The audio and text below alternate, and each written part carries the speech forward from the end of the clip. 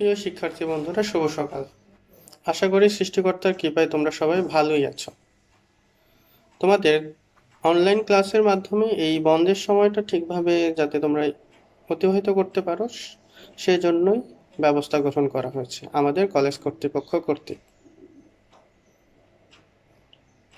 তোমাদের তৃতীয় অধ্যায়ের প্রথম অংশটুকু তানভীর স্যার শুরু করেছে এবং সেখানে ভালোভাবেই প্রথম অংশটুকু শেষ হয়েছে। আমি এর পরের অংশটুকু নিয়ে আলোচনা করব আজকের আমার প্রথম লেকচারে। তোমাদের সবার সুস্থতা কামনা করছি, যাতে তোমরা ভালো থাকো, সুস্থ থাকো।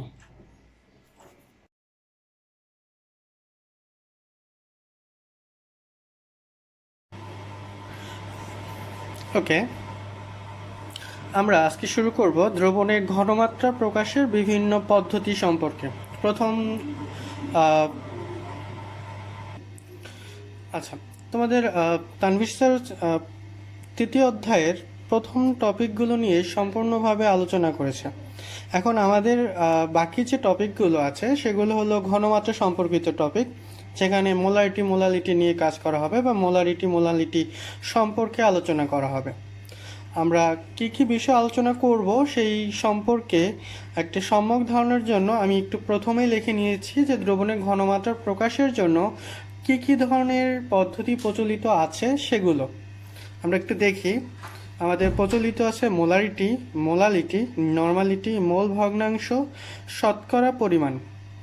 এগুলোর মধ্যে আধুনিক কালে শুধুমাত্র মোলারিটি টপিকটা নিয়ে একটু বেশিভাবে আলোচনা করা থাকে, কিন্তু আমাদের এই চ্যাপ্টারে এগুলো সবগুলোই গুরুত্বপূর্ণ এবং সবগুলো নিয়েই আমাদের আলোচনা করতে হবে। কিন্তু তার মধ্যে এই মোলারিটি, মোল ভগ্নাংশ, শতকরা পরিমাণ এবং পিপিবি নামে একটি নতুন টপিক বা পিপিবি এর প্রকাশ, এই সম্পর্কেও আলোচনা করা হবে। আমরা প্রথম যে টপিকটি সেটা হলো মোলারিটি, সেটা নিয়ে সর্বপ্রথম আলোচনা করব। তার নাম হলো মোলারিটি সম্পর্কে তোমরা প্রথম পত্রে প্রথম অধ্যায়ে কিছুটা ধারণা পেয়েছো। আমি তোমাদের বলেছিলাম যে মোলারিটি কি, মোল কি, সেগুলো নিয়ে আমি অনেক কথা বলেছিলাম। তারপর একটু সংজ্ঞাটা একটু শিখে নিই যাতে তোমাদের প্রবলেম না হয়। আচ্ছা, আমরা সংজ্ঞাটা একটু দেখি। স্থির তাপমাত্রায় 1 লিটার বা 1000 সেমিকিউব আয়তনের দ্রবণে দ্রবীভূত দ্রব্যের মোল সংখ্যাকে দ্রবণের মোলারিটি বলে। অর্থাৎ আমি যদি কোনো একটি দ্রবণ নেই যে দ্রবণের আয়তন 1 লিটার বা 1000 সেমিকিউব এবং সেই দ্রবণে যতটুকু মোল দ্রবীভূত থাকবে সেটাই হবে তার মোলারিটি। ওকে, এখন আমরা যদি সূত্রের মাধ্যমে এটা প্রকাশ করতে চাই তাহলে আমাকে অবশ্যই সূত্রটা একটু মনে রাখতে হবে। ধরি ভি লিটার দ্রবণে কোনো দ্রব্যের এন মোল দ্রবীভূত আছে। কত মোল দ্রবীভূত আছে? এন মোল। তাহলে 1 লিটারে দ্রবীভূত থাকবে কত? এন বাই ভি মোল। যেহেতু 1 লিটারে যতটুকু মোল দ্রবীভূত থাকবে সেটাই তার মোলারিটি, তাহলে আমি মোলারিটি ইকুয়াল টু কী লিখতে পারবো? N by V. এখন মোলারিটিকে যদি এস দিয়ে প্রকাশ করা হয় তাহলে এস ইকুয়াল টু কী হবে? এন বাই ভি, যেখানে এস ইকুয়াল টু মোলারিটি। আচ্ছা, এখন এই সম্পর্কিত একটি অঙ্ক নিয়ে যদি আমি একটু আলোচনা করি, একদম সহজ অঙ্ক, সেজন্য আমি অঙ্কটা তোমাদের করে দেই। বা আমি যদি এমন হতো যে কঠিন অঙ্ক তাহলে আমি নিজে করতাম, তোমরা দেখতে পেতে। যেহেতু অঙ্কটা সহজ তাই একদম করাই থাকবে, তোমরা একটু দেখো। আমরা মোলারিটি ইকুয়াল টু কী বলেছি? S equal to N by V. S equal to কি? মোলারিটিতে ঘনমাত্রা, এন ইকুয়াল টু মোল সংখ্যা এবং ভি ইকুয়াল টু লিটারে প্রকাশিত আয়তন। এটা আমাদের মাথায় রাখতে হবে যে ভিটা সবসময় লিটারে প্রকাশিত আয়তনে বসাতে হবে। যদি আমি আয়তনটা লিটারে না নিই তাহলে আবার এখানে একটা 1000 দিয়ে গুণ করে রাখতে হবে। এখন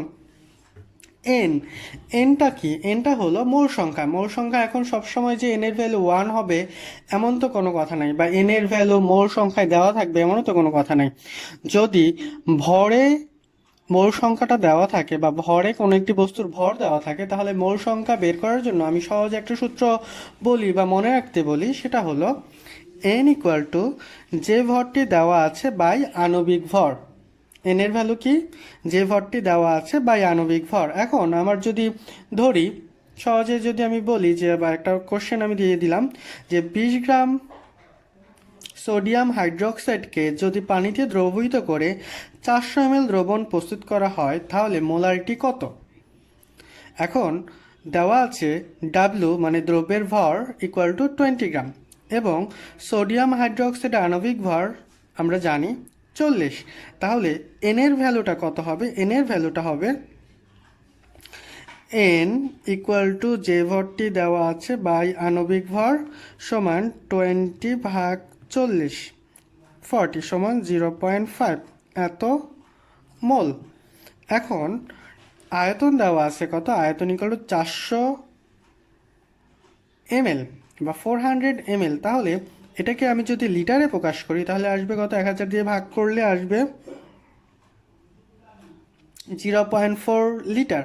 তাহলে molarity equal S equal to N by V. এখন এন ইকুয়াল টু আমরা কী লিখতে পারবো, যে ভরটি দেওয়া আছে বাই আণবিক ভর ইন্টু ভি। তাহলে 20/40 ইন্টু 0.4 ভাগ করলে 1.25। মনে হয় তোমরা অঙ্কটা বুঝতে পেরেছ। যদি বুঝতে না পারো তাহলে আমাকে কোশ্চেন করবে অবশ্যই। এরপর আমার যে নতুন কয়েকটা সংজ্ঞা আমাদের একটু জানা থাকতে হবে, সেগুলো না জানলে আমরা যে কোনো ধরনের প্রবলেম সলভ করতে পারবো না। সেই সংজ্ঞাগুলো একটু শিখে রাখি। যদি বলে মোলার দ্রবণ কাকে বলে, মোলার দ্রবণ বলতে কি বোঝায়, তাহলে আমাদের বুঝতে হবে যে যে দ্রবণের ঘনমাত্রা 1 মোলার সেই দ্রবণকে মোলার দ্রবণ বলে। ওকে, তাহলে আমাদের সংজ্ঞাটা কি হবে মোলার দ্রবণের, যে দ্রবণের ঘনমাত্রা 1 মোলার তাকে বলা হবে কি, মোলার দ্রবণ। ঠিক একইভাবে আমাকে যদি বলে সেমিমোলার দ্রবণ কাকে বলে, তার মানে যে দ্রবণের ঘনমাত্রা 0.5 মোলার তাহলে সেটা হবে সেমিমোলার দ্রবণ। একইভাবে ডেসিমোলার দ্রবণ কি, 0.1 মোলার দ্রবণকে বলবো আমরা ডেসিমোলার দ্রবণ, এবং সেন্টিমোলার বলতে 0.01 মোলার দ্রবণ। সো এই 3টা বা এই 4টা পয়েন্ট আমাদের খুবই গুরুত্বপূর্ণ, কারণ পরীক্ষায় তোমাদের দেখবা যে অঙ্কের মধ্যে বলছে সোডিয়াম হাইড্রোক্সাইডের সেমিমোলার দ্রবণ। এখন যদি সেমিমোলার দ্রবণের ঘনমাত্রা কত এটা যদি আমরা না জানি তাহলে আমরা কখনোই সেমিমোলার দ্রবণে ঘনমাত্রা কত এটা যদি আমরা না জানি তাহলে আমরা কখনোই অঙ্কটা মিলাতে পারবো না। সো আমাকে অবশ্যই এই পয়েন্টগুলো বা এই দ্রবণের ভর বা আয়তন বা ঘনমাত্রা বলতে কি বোঝায় বা ঘনমাত্রাটা কত সেটা আমাদের জানা থাকতে হবে। ওকে, এখন আর দুটো সংজ্ঞা আমাদের, এটা খুব গুরুত্বপূর্ণ সংজ্ঞা, প্রাইমারি স্ট্যান্ডার্ড পদার্থ এবং সেকেন্ডারি স্ট্যান্ডার্ড পদার্থ। এটা বলতে কি বোঝায় সেটাও আমাদের জানতে হবে। আমরা সেই দুটো সংজ্ঞা একটু শিখে নিই। প্রাইমারি স্ট্যান্ডার্ড পদার্থ, যে সকল পদার্থ বায়ুর উপাদান যথা কার্বন ডাইঅক্সাইড, অক্সিজেন, জলীয় বাষ্প প্রভৃতির সাথে বিক্রিয়া করে না, অর্থাৎ যে সকল পদার্থের দ্রবণের ঘনমাত্রা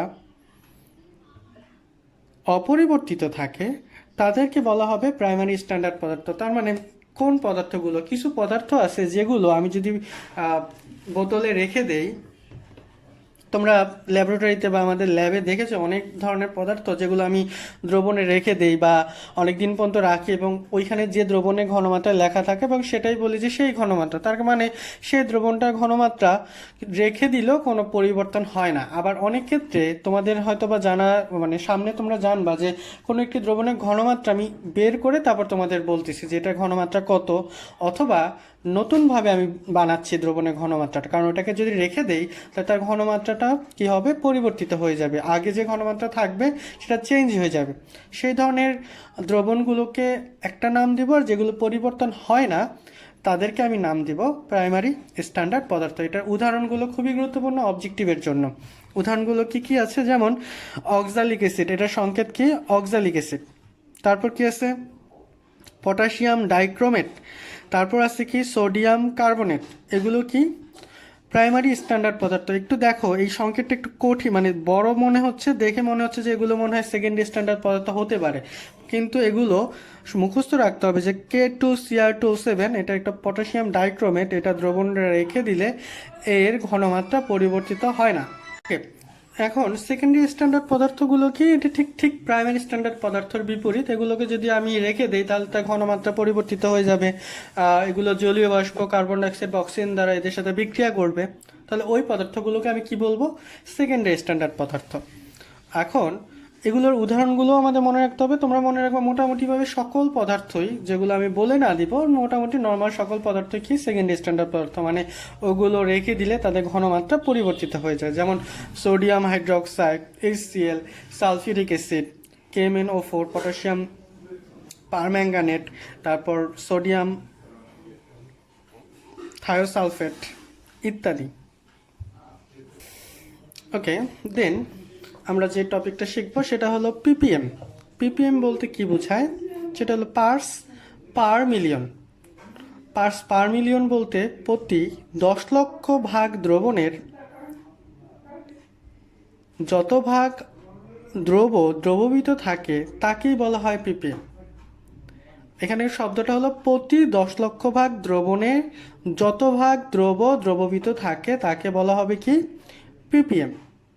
ওকে, এখন আমি যদি 10 লক্ষ ভাগ, এখানে বোঝার জন্য আমি খুব সহজে একটা টপিক বা সহজে বোঝার জন্য একটা লাইন লিখে দেই যে প্রতি লিটার দ্রবণে যত মিলিগ্রাম দ্রবীভূত থাকবে তাকেই বলবো আমরা কি?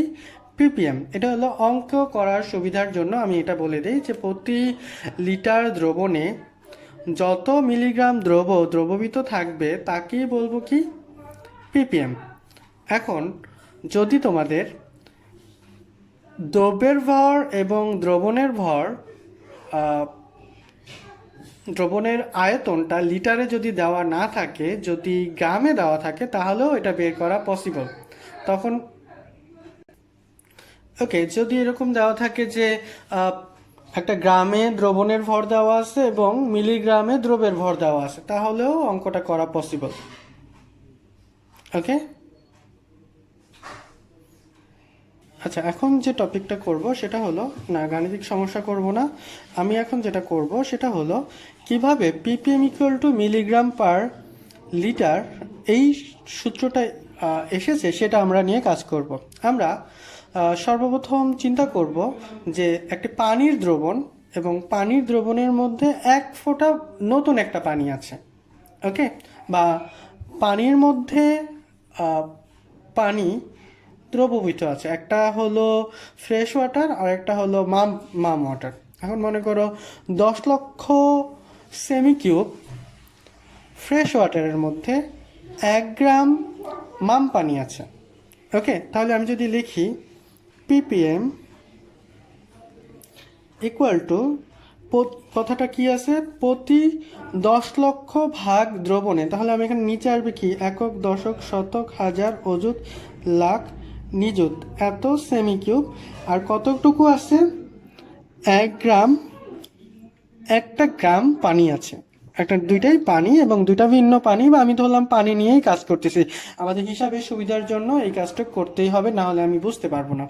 তাহলে আমি যদি এখন 1 গ্রামকে ভাঙি, আমি কি পাবো? 1000 মিলিগ্রাম। আর এখানে আসবে কত? একক, দশক, 3টা শূন্য, একক, দশক, শতক, হাজার, একক, দশক, শতক, হাজার, অযুত, লাখ, নিযুত। তাহলে আমি যে 3টা কাটি, 1 2 3, 1 2 3, 3টা শূন্য কাটলাম, তাহলে আমার উপরে থাকবে কত? 1 মিলিগ্রাম, আর নিচে থাকবে 1000 সেমি কিউব। তাহলে 1000 সেমি কিউব মানে কত লিটার? 1 লিটার।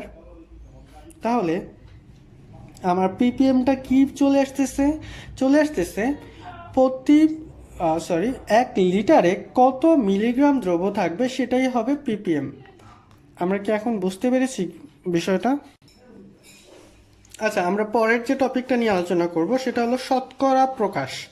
শতকরা প্রকাশ বলতে তোমাদের মাথায় যে প্রথম যে টপিকটা আসে বা প্রথম যে কথা আসে সেটা হলো 100তে কত। আমি ঠিক এই কথাটাই বলবো যে 100র মধ্যে কতটুকু দ্রব্য আছে।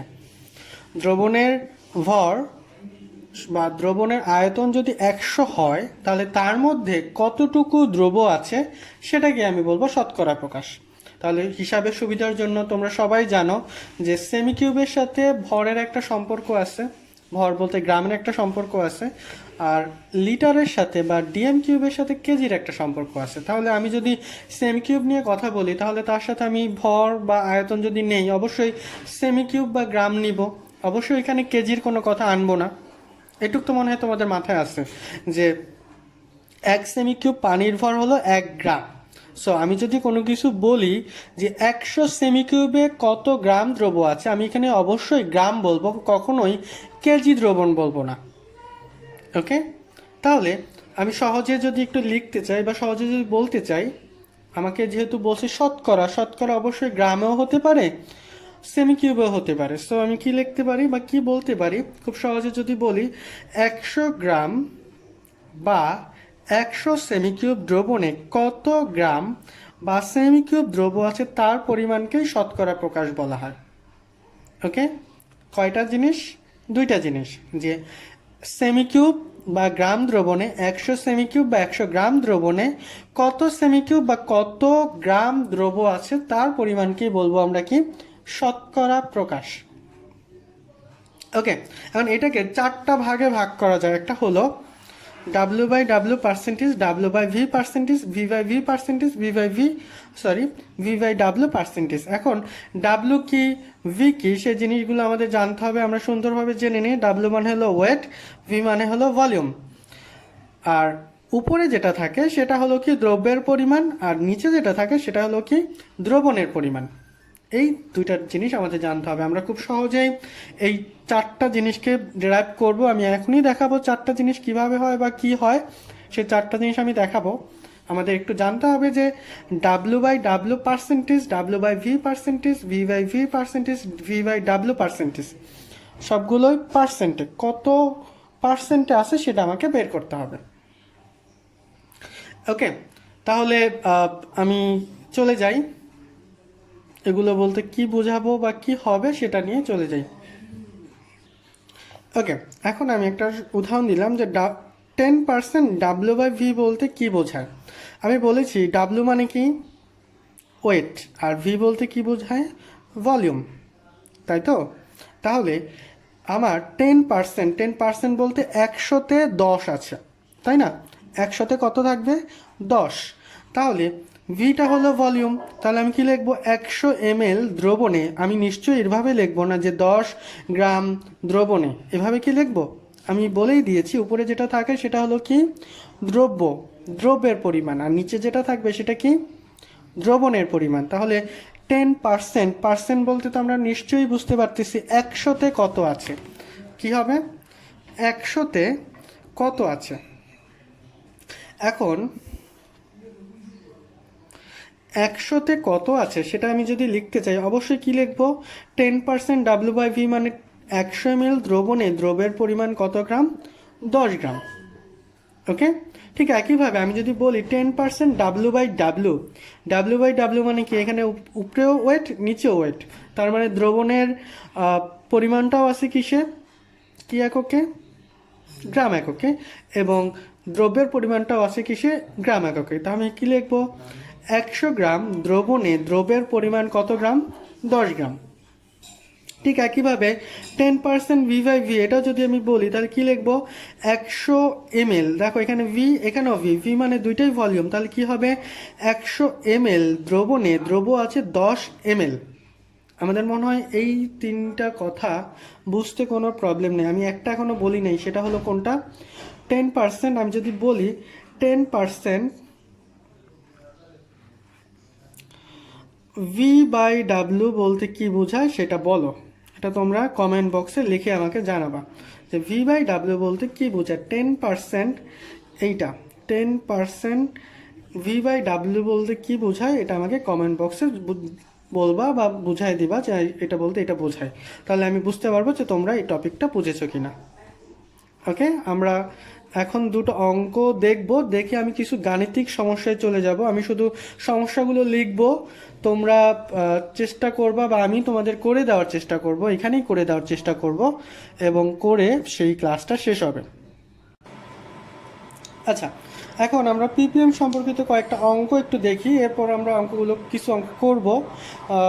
কয়েকটা অঙ্ক একটু করে দেওয়া আছে, সেগুলো একটু দেখি। প্রথম অঙ্ক যেটা দেওয়া আছে, 5 মিলিগ্রাম সোডিয়াম হাইড্রোক্সাইডের আয়তন 200 ml হলে তার পিপিএম কত বা পিপিএম এককে ঘনমাত্রা কত? তাহলে আমরা 5 মিলিগ্রাম, আমরা সবাই জানি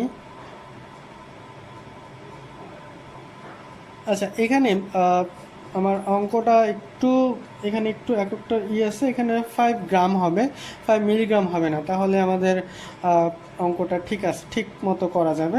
এন্ড কি বলছে 5 গ্রাম, তাহলে 5 গ্রাম যদি হয় তাহলে আমাকে সূত্রটা কি, পিপিএম মানে হলো মিলিগ্রামে প্রকাশিত ভর বাই লিটারে প্রকাশিত আয়তন। তাহলে আমি উপরে কি লিখবো, 5 গ্রাম, 5 গ্রাম মানে কত মিলিগ্রাম, 5 ইন্টু 1000 মিলিগ্রাম। আর লিটারে এখানে আয়তনটা কত আছে, 200 ml, 200 ml মানে 200 ভাগ 1000, তাহলে সেটা লিটারে হবে, তাহলে তার অ্যান্সারটা কত হবে, 25,000 ppm। ওকে, এখন ঠিক এই টাইপের একটা অঙ্ক যদি বলে যে কত গ্রাম আছে এবং সেটার পরিমাণটা নির্ণয় করো, তাহলে আমরা কিভাবে করব। দেওয়া আছে 2000 ppm সালফিউরিক অ্যাসিডের আয়তন 250 ml, তবে কত গ্রাম সালফিউরিক অ্যাসিড দ্রবীভূত আছে বা কত গ্রাম সালফিউরিক অ্যাসিড আছে। আমরা সূত্রটা ইকুয়াল টু কি, পিপিএম ইকুয়াল টু মিলিগ্রামে প্রকাশিত ভর বাই লিটার প্রকাশিত আয়তন। তাহলে আমি এটাকে যদি ভরকে হিসাব করি ডাব্লু দিয়ে, একটা ওয়েট, আর এটা হলো আয়তন, তাহলে আমি কি লিখতে পারবো, PPM equal to W by আয়তন। তাহলে আমার ভি ইকুয়াল টু 250 ভাগ 1000 সমান 0.25 লিটার। তাহলে আমার কি আসবে, PPM equal to W by volume. তাহলে সেখানে W equal to PPM, PPM দেওয়া আছে কত, 2000 ppm, তাহলে 2000 ইন্টু 0.25 আমি গুণ করবো 500 মিলিগ্রাম। এখানে তোমরা যে ভুলটা করবা যে ডাব্লিউটা এখানে গ্রাম লিখে ফেলবা। আমাকে মনে রাখতে হবে যে পিপিএম এককে অবশ্যই ভরটা কিসে থাকবে, ভরটা থাকবে মিলিগ্রামে, ভরটা কিসে থাকবে, মিলিগ্রামে। তাহলে আমার এটা এককটা কিসে আসবে, মিলিগ্রামে। সেটাকে যদি আমি গ্রামে কনভার্ট করি 1000 দিয়ে ভাগ করব, ভাগ করলে কত আসবে, 0.5 গ্রাম। আমরা মনে হয় এই পর্যন্ত বুঝতে পেরেছি। সহজ কিছু গাণিতিক সমস্যা নিয়ে এখন আলোচনা শুরু করব।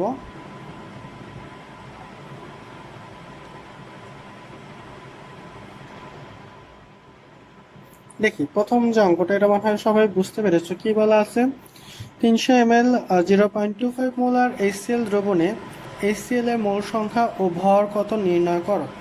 এখন আমি যদি মোল সংখ্যা এবং ভর নির্ণয় করতে চাই, তাহলে অবশ্যই আমার এখানে ঘনমাত্রা থেকে মোলে কনভার্ট করতে হবে। আমরা জানি S equal to N by V. এখানে N এর ভ্যালু দেওয়া আছে, সরি N এর ভ্যালু দেওয়া নাই, S এর ভ্যালু দেওয়া আছে 0.25 molar, V equal to 300 ml, তার মানে এটা কত হবে, 0.3 লিটার। ওকে, তাহলে আমি যদি এন ইকুয়াল টু লিখতে চাই, এন ইকুয়াল টু কী হবে, এস ইন্টু ভি। তাহলে এস কত, 0.25, ভি কত, 0.3, গুণ করলে কত আসবে, আমরা করি 0.3 ইন্টু 0.25 মানে 0.075 এরকম আসবে, 0.075 এত মোল। এখন আমার বলছে যে ভর নির্ণয় করতে, ভর ভর এখন ভরটা আমরা কীভাবে নির্ণয় করব, আমরা জানি S equal to W by MV. একই সূত্র, আমি এন এর জায়গায় W into S into M into V বসিয়ে দিই। তাহলে এখান থেকে কী হবে, 0.25 ইন্টু 36.5 ইন্টু 0.3। আমরা একটু দেখি, 0.25 36.5 ইন্টু 0.3 যদি সব গুণ করি তাহলে আবার চলে আসবে ইন্টু 36.5 আসবে 2.73 গ্রাম।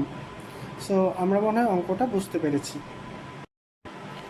ওকে, আমরা মনে হয় প্রথম অঙ্কটা বুঝেছি। এখন আমরা দ্বিতীয় অঙ্কটায় যাই। দ্বিতীয় অঙ্কটা বলেছে যে 1000 ml দ্রবণে 0.01 গ্রাম আর্সেনিক দ্রবীভূত আছে। পিপিএম ও পিপিবি এককে ঘনমাত্রা কত বের করো। তাহলে এই অঙ্কটা করার জন্য আমাদের প্রথম যে টপিক বা প্রথম যে কথাটা বলছে পিপিএম। পিপিএম বলতে আমরা কি বলেছি, যে মিলিগ্রামে প্রকাশিত ভর বাই লিটারে প্রকাশিত আয়তন। এখানে বলা আছে 1000 ml, 1000 ml মানে কত, 1 লিটার। তাহলে আমি পিপিএম ইকুয়াল টু কী লিখব, পিপিএম ইকুয়াল টু মিলিগ্রামে প্রকাশিত ভর 0.01 ইন্টু 1000 মিলিগ্রাম পার 1000 ml। একে কত দিয়ে ভাগ করব, 1000 দিয়ে ভাগ করব, তার মানে সেটা 1 লিটার হবে। তাহলে অ্যান্সারটা কত আসে, 0.01 ইন্টু 1000 মানে হলো 10 পিপিএম। পিপিএম অথবা আমি যদি এককটা বলি, এককটা হবে কি, মিলিগ্রাম পার লিটার। ঠিক একইভাবে এখন তোমাদের আমি পিপিবি সম্পর্কে কিছু বলি নাই। পিপিবি মানে হলো পার্টস পার বিলিয়ন। বিলিয়ন মানে কি 100 কোটি। 100 কোটিতে প্রতি 100 কোটি ভাগ দ্রবণে কত গ্রাম দ্রব্য আছে সেটাকে বলবো আমি কি, পিপিবি। ওকে, এখন সহজে হিসাব করার জন্য আমি কি লিখবো, পিপিবি মানে হলো মাইক্রোগ্রামে প্রকাশিত ভর বাই লিটারে প্রকাশিত আয়তন। ওকে, মাইক্রোগ্রাম। এখন মাইক্রোগ্রাম মানে কি, 1 গ্রাম মানে 1000 মিলিগ্রাম, আর 1 মাইক্রোগ্রাম মানে হলো 1000 ইন্টু 1000 মাইক্রোগ্রাম। তাহলে এখানে কি হবে, 0.01 ইন্টু 10⁶ মাইক্রোগ্রাম পার লিটার, যেহেতু এটা সেম আছে, ইন্টু 1000, তার মানে 1 2 3 4 এত মাইক্রোগ্রাম পার লিটার। ওকে, তোমাদের বুঝতে মনে হয় কোনো প্রবলেম হয়নি। ওকে, তাহলে পরের যে টপিক, সে টপিকটা আমি চলে যাই, যে মোলারিটি থেকে পিপিএম এ প্রকাশ সম্পর্কিত টপিক। এই টপিকটা করার জন্য আমাকে যে জিনিসগুলো জানতে হবে সে জিনিসগুলো আমি একটু পয়েন্ট আকারে লিখে দিই। মোলারিটি থেকে পিপিএম, কি থেকে কি, মোলারিটি থেকে পিপিএম। এখন আমাদের জানতে হবে মোলারিটি মানে কি, মোলে প্রকাশিত ভর বা মোলে প্রকাশিত দ্রব্যের পরিমাণ বাই লিটারে প্রকাশিত আয়তন। আর পিপিএম মানে কি, পিপিএম মানে হলো মিলিগ্রামে প্রকাশিত ভর বাই লিটারে প্রকাশিত আয়তন, তাই তো? তাহলে আমি দুইটা জিনিস একটু লিখে দেই। মোলারিটি এস ইকুয়াল টু কি, মোল পার আয়তন। আর পিপিএম মানে কি, মিলিগ্রামে ভর বাই আয়তন। আয়তনটা কিসে থাকবে, লিটারে। এই দুটো জিনিস মনে হয় আমরা জানি। তাহলে মোলারিটি থেকে পিপিএম প্রকাশ করার জন্য অবশ্যই আমার এই ভরটা আগে নির্ণয় করতে হবে, তাই তো? তার মানে প্রথম কি লিখবো, আমরা কি পয়েন্ট আমি করব, মোলারিটি থেকে দ্রব্যের, এই পয়েন্টগুলো আমরা মনে রাখলে খুব সহজেই অঙ্কটা করতে পারবো। আমি অঙ্কটা এই যে এখানে লিখে দিছি। অঙ্কটা লেখার আগে আমার এই পয়েন্টগুলো একটু মনে রাখতে হবে। কি পয়েন্ট, মোলারিটি থেকে দ্রব্যের ভর মিলিগ্রামে প্রকাশ করি, 2। তারপর কি করব, পিপিএম এককে নির্ণয়ের